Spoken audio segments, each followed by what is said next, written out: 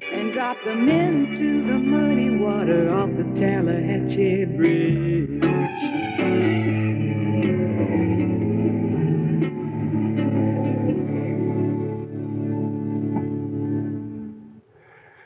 Well, that is a record by a young lady named Bobbie Gentry, and it's the Ode to Billie Joe. Bobbie Gentry's 23 years old, comes from the state of Mississippi, and this is really her first really big shot, a big try at something national like this, and it kind of appears that she has a runaway hit record on her hands. She not only, of course, sings this song, but she has written it. I have her on the phone. She's in Hollywood. Bobbie, are you there? Yes, Jack.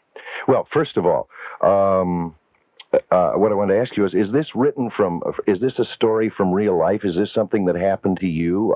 Are these, the bridge and the places that you mentioned, are these things that you knew as a youngster in Mississippi? Yes, all of the locales are completely authentic. They're in the Delta, which is outside of Chickasaw County. I went to school there and grew up. My daddy still lives in the Delta. This song, as far as being a real-life experience, it really wasn't so much as I used the story to illustrate a point. A lot of people ask me, what was thrown off the bridge? That's what we're going to come to. Yes, they seem to think that's fairly significant. The really important thing is that whatever occurred on the bridge was enough to make Billie Joe jump off. But even more important than that, I was trying to illustrate a side of human nature that we're all familiar with, the indifference of it all, and how life must go on kind of thing.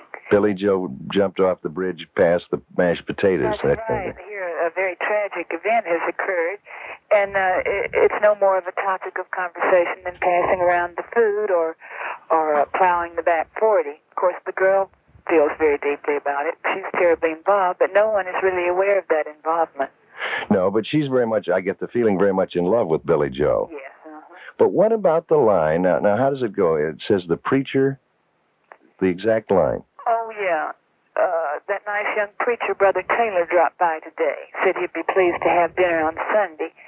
Oh, by the way, he said he saw a girl that looked a lot like you on Choctaw Ridge.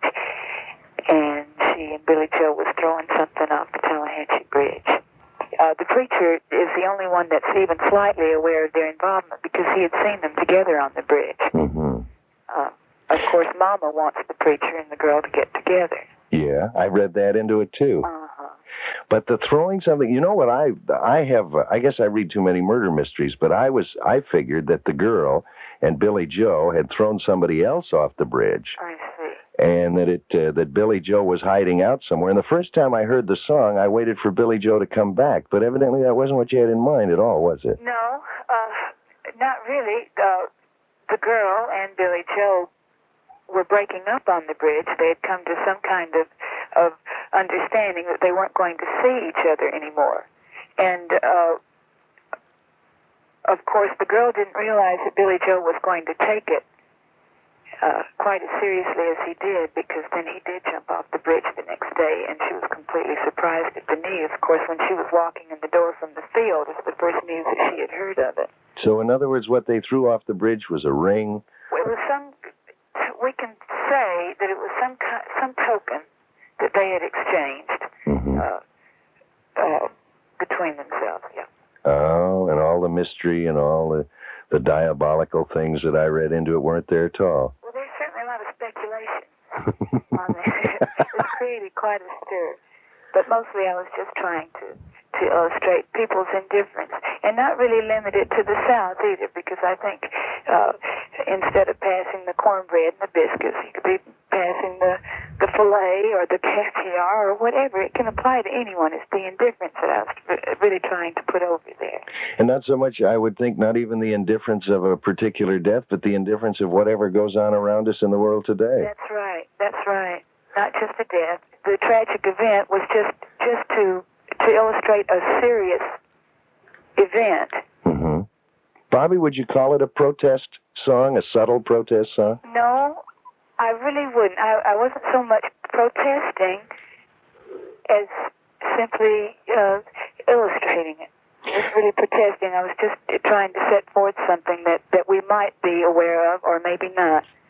Bobbie, how does a young gal, 23 years old from Mississippi, with an idea for a song like this, get a major record company like Capitol to get involved and to spend the thousands of dollars necessary to hire the musicians and make the recordings and do the other things? How does this happen? You come out of Mississippi with an idea for a song. Do you sit in people's offices and keep singing it for them until somebody says, we'll record that? Do you work in any little nightclubs you can get into? What do you do? What did you do?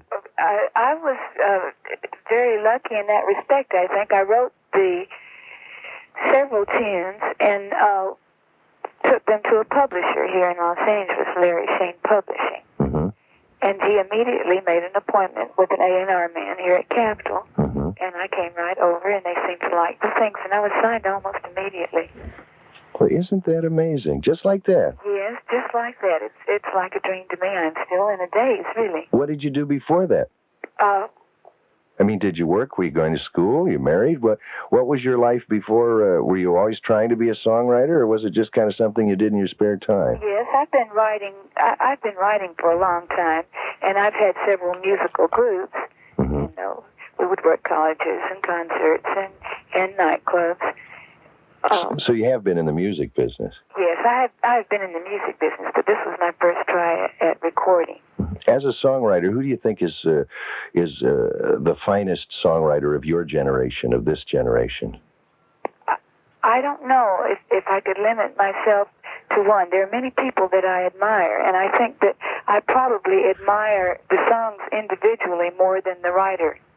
I see. The Beatles come up with some awfully good things. Uh-huh. And the writers of the Association come up with good things. How about Rod McCune's songs? Have you ever heard any of his things? Oh, yes. He's very good. He's one of my favorites. Mine, too. I'm a great Rod McCune fan. Listen, I know you've got to do a television taping right away. Are you going to do anything national right away, television shows? Yes, I'm looking forward to doing the Johnny Carson show. We're still trying to get that set up, and I have to leave for New York next Monday, which I'm really excited about. So in other words, a hit record like this can really be starting a fantastic career. That's all that it really takes if you do it right. I suppose so. Well, I'd hope so. I think it's a great record. I really do, and I think you'll deserve everything you get and more. Thank you very much. I'm really thrilled at the reception. I do. Thank you for your time. I know you're in a mad rush. And thank you for the explanation, because I think this posed a question to a lot of people who've heard the song. And very good luck to you, Bobbie Gentry. When you come to San Francisco, come in and say hello. Thank you. I'd love to. All right, dear. Bye-bye. Bye-bye.